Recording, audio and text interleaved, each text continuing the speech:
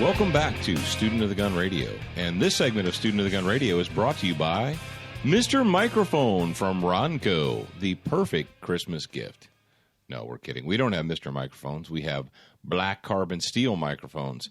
And we are proud to be behind the black carbon steel microphones today, to be with you and to be spreading the good news and cheer that we do all week long. Now, Jared is on the other side of the board over there, and he's working the dials and the knobs and the levers. Jared, how you doing today on this? Actually, it's a beautiful day in southern Mississippi.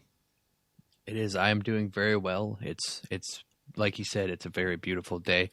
I'm kind of down a little bit because today's Don's his wedding is today. Oh, hey, congratulations to our good friend Don Pierce, who is getting married today as we're recording this. Yeah, he's one of my best friends from high school. He's getting married today. It's making me feel old. My friends are getting married and having kids. And yeah, having kids will age you for sure. It definitely will age you.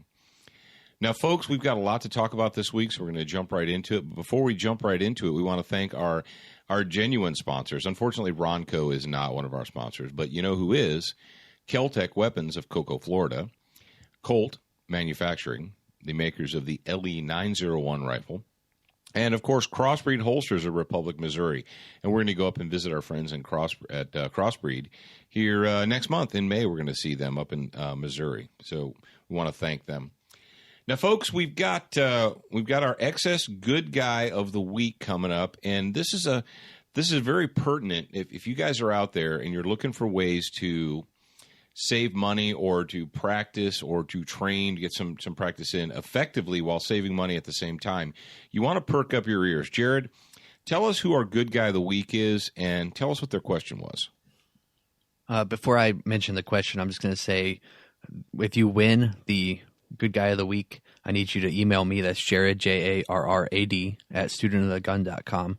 Email me your address, shirt size, and phone number. And this week's Student of the Week is Cole, and he posted his question to the forum. He or she, I'm not sure which one it would be. I think Cole is a man. Okay. Yeah. I'm pretty sure there's no women named Cole. I know a couple. You do? Really? Yeah. Well, actually, it's short for Nicole. Ah, yeah, so I got you. I don't know the nickname. It could be a nickname on the forum. But anyway, go to forums.studentofthegun.com and you can post your question there to get picked for the good guy of the week. Cole says, is it a good idea to wait until after receiving professional training to begin dry fire practice regimen? I don't want to instill bad habits and I'm saving towards some professional training, but that's still a little ways off. If dry practice at this stage is a bad idea, what can I do in the meantime? Yeah, that your question right there is actually, it's one of the reasons that many professional instructors will, I guess, badmouth or dry fire. And what dry fire is essentially it's practicing without live ammunition, or what people call dry practice. And when you dry fire or dry practice, you're just teaching yourself to work the mechanics of the machine. Whether it's the work in the slide or what have you, and specifically dealing with trigger management and being able to manipulate the trigger without disturbing the sights. And that is the big deal. That is what you're striving for with handguns, is the ability to hold the sights still, specifically the front sight, while at the same time putting muscle tension onto the gun and making the trigger, releasing the trigger, making it go bang. Only when you're dry firing, there's no bang.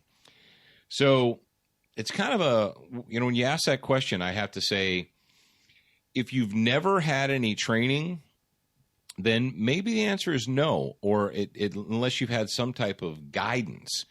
Because what people will do is they think that they're dry firing. They get out in their backyard or in their basement or their den or whatever, and they unload their gun, they put all the ammunition away, and they pull out their gun, and they just start pulling the trigger. Click, click, click, click, click, click, click. And they think that is dry practice. Well, that's not dry practice at all. What that is that's teaching yourself how to snap the trigger. And that's not a good thing, as Cole pointed out there. Now, Jared mentioned to me when we were doing the pre-show that there was something that we had already made available to you guys, the students of the gun, that deals with dry practice. Jared, what's that? if you guys are not signed up for the newsletter, go to studentofthegun.com, and as a byproduct of signing up, you get entered for the giveaways, obviously, but you also get exclusive training material. And we did an entire training video on dry fire specifically. So dry fire, you can learn from watching. I mean, you would say that, right? Yeah. And you can learn it from the video. There's a couple pointers that we give you, and then you can do it correctly just from watching the video, and that won't instill bad habits into your training regimen. Yeah, something that you need to. I think a lot of people are missing out on is the fact that we've produced a tremendous amount of training material, of tips and tactics and so forth that you can access, and all you have to do is go to studentofthegun.com, sign up for the newsletter. You get the one-box workout free report. You can print it out, take it with you to the range, use that as a one-box workout, and then you get immediate access to training videos that only you as a subscriber get to see. You know, they're hidden until you sign up, and then you get the links and you get to watch them. So that's something that you really should. I mean, it's free. Why not take advantage of it? At very least, you can take that little tidbit and put it in your toolbox. Now, I will tell you this: the best way to dry practice, if you're a novice, if you haven't had professional training, one of the best ways is to actually work in pairs, work with a partner. Let's tell the audience what professional training is, because there's a lot of myths. Okay, professional training. Yeah, when we say professional training, we're talking about actually spending some money and paying a person who is we'll say, an expert in the field. People that actually make their living as trainers, and not just. When I say make their living, what I would say to you is, if the person who wants to charge you to train with them, if that's not necessarily how they make their living, if they just do it once in a while, they may be able to give you a little bit of assistance. But think about it like this. If you were going to hire an electrician to completely rewire your house, would you hire a guy that does it every once in a while? And he did one last year and one the year before. Or would you hire somebody that does that all the time? Would you trust their work over somebody that, well, I know how to put wires in, so I'll cut you a really good deal and I'll put them in? Hey, it's up to you. You can do whatever you want. Same thing with a mechanic. Would you hire a mechanic to rebuild an engine who did it once in shop class, or a guy that does it all the time, whose job it is to do that? So when you're seeking professional instruction, just vet the school, vet the company, and find out does that person do that for a living, or do they just do it as a hobby? Do you have anything else to say on that point, Jared? I was give them some schools that you would recommend. Okay, schools that I would recommend. I would definitely recommend the TDI, Tactical Defense Institute, up in Ohio. That's in southern Ohio. So if you live in Kentucky, it's only a couple hours away from you, probably. Tactical Response in Camden, Tennessee. If you live in Arkansas, Mississippi, Alabama, Louisville area up there in Kentucky, it's a one-day drive. It's easy to get to. Out west, you might want to check out the ITTS, that's Scotty Rietz's school out there, International Tactical Training Schools, or obviously in Arizona, you can check out Gunsight Training Academy. Now, with Student of the Gun, if you guys go to the website, you can see that, or you will see if you go there, that we do have lots of training material available. We have the Armed Living DVD, we've got the Student of the Gun book, and we've got the other books. Let me see. Can I reach over there and grab it? Is that okay? Yeah, you can do that. Okay.